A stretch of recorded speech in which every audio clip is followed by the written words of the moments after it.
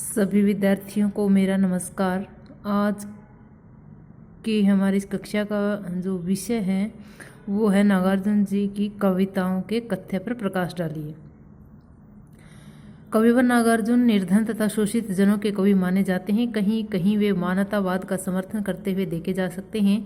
उनके काव्य का भाव पक्ष बड़ा ही समृद्ध है। उन्होंने हिंदी भाषा के साथ साथ मैथिली में भी काव्य रचना की है। उन्होंने आंचलिक उपन्यास के साहित्य को समृद्ध बनाया है। यदि वे व्यक्तिगतता का उद्घाटन करते हैं तो सामाजिक यथार्थ का भी वर्णन करते हैं। तो उनके काव्य की पहली जो विशेषता है वो क्या है? व्यक्तिगता का उद्घाटन। नागार्जुन का जो जन्म है वो एक अभावग्रस्त परिवार में हुआ था। बाल्यावस्था से इनको संघर्षों का सामना करना पड़ा। आगे चलकर वे बौद्ध धर्म से अत्यधिक प्रभावित और उन्होंने अपना नाम वैद्यनाथ मिश्र के स्थान पर नागार्जुन रख लिया। तो कवि अपनी निजी अभिव्यक्तियां प्रकट करते हुए कहते हैं, पैदा हुआ था मैं दीनहीन अपठित किसी कृषक कुल में, आ रहा हूँ पीता अभाव का आसव ठेठ बचपन से, कवि मैं हूँ दबी हुई दूब का जीवन गुजरता प्रतिपल संघर्ष में। तो दूसरा उनकी जो काव्य की विशेषता है वो है राजनीतिक चित्रण। कविवर नागार्जुन राहुल सांकृत्य से अत्यधिक प्रभावित रहे हैं। राजनीति में उनका चिंतन बड़ा ही गंभीर है। उन्होंने बड़ी गंभीरता के साथ देश की राजनीति तथा राजनीतिज्ञों पर करारे व्यंग्य किए हैं, क्योंकि आज के ये राजनीतिज्ञ और राजनीतिक दलों के नेता जनता को बेवकूफ बनाकर अपने घर भरने में लगे हुए हैं। क्या कहते हैं? पंडित जी जाने वाले हैं रानी के दरबार में, अपने ही हाथों गूंथेंगे मूर्ति उसके हार में, मन माने डुबकी लगाएंगे वहां टेम्स की धार में, दिल दिमाग को पेश करेंगे अब की वह उपहार में।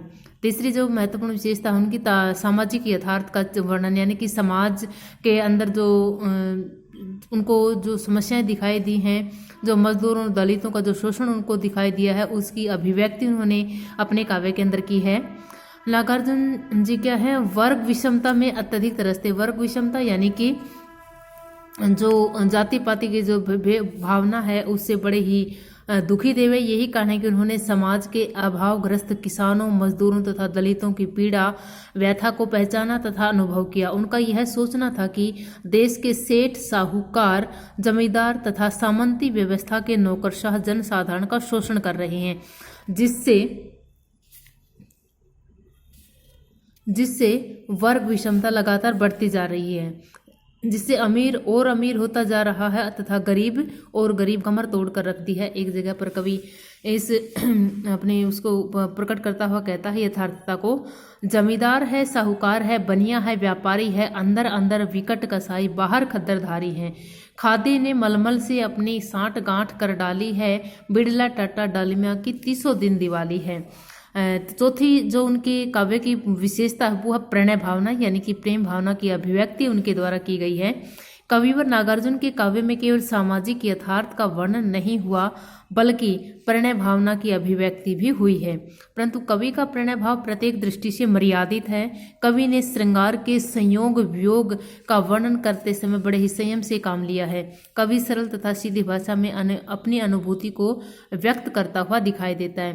प्रेम के संयोग पक्ष का उन्होंने क्या उदाहरण दिया है?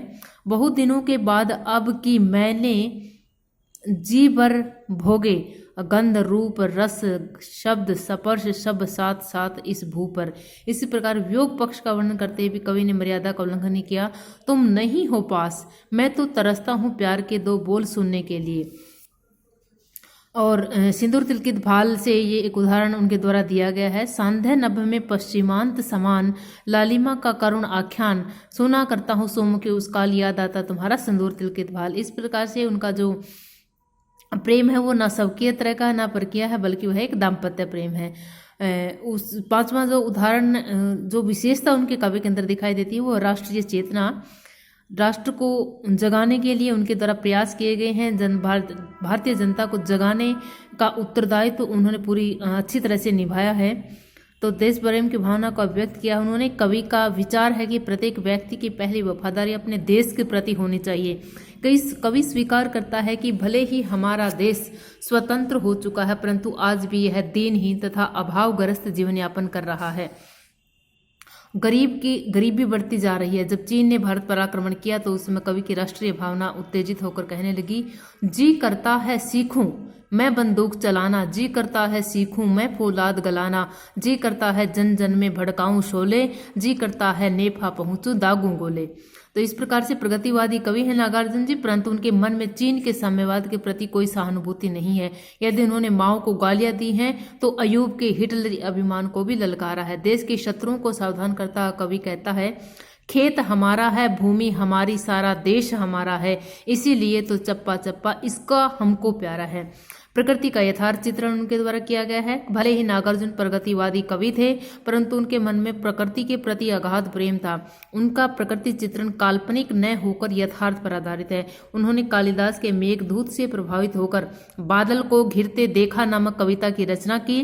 प्रकृति वर्णन की दृष्टि से यह कविता विशेष महत्व रखती है। कवि ने भले ही प्रस्तुत कविता में प्रकृति का वर्णन किया है, परंतु कविता में भारत के भूगोल तथा यहाँ की प्रकृति का चित्रण भी देखा जा सकता है। उसके बाद जो सातवीं जो विशेषता है उनके काव्य की, वो है वर्ग विषमता का उद्घाटन।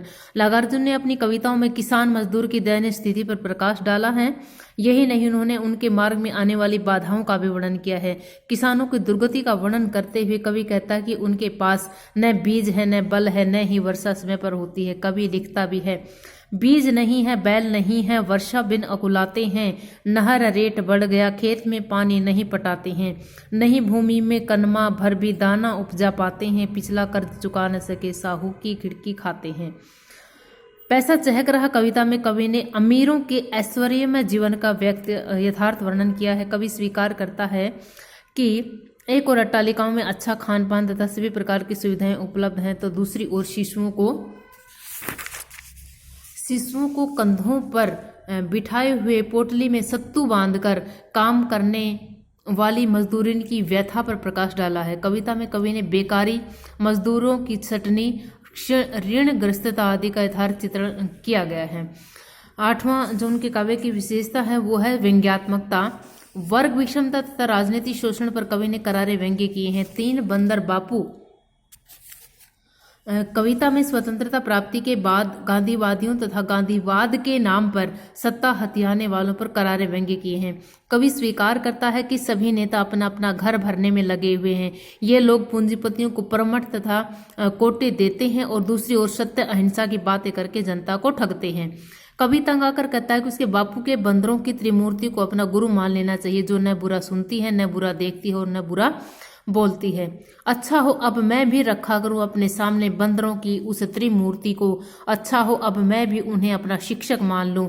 छिद्र ही छिद्र नजर आते हैं सर्वत्र, क्या क्या देखूं क्या क्या न देखूं, अनाप शनाप बकते हैं लोग, क्या क्या सुनूं क्या क्या न सुनूं।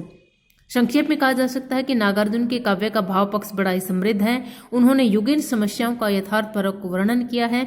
विशेषकर उन्होंने समाज के गरीब एवं अभावग्रस्त मजदूरों, किसानों तथा शोषित नारियों के प्रति सहानुभूति व्यक्त की है। तो ये थी हमारे पाठ्यपुस्तक में शामिल नागार्जुन जी के काव्य की विशेषताएं।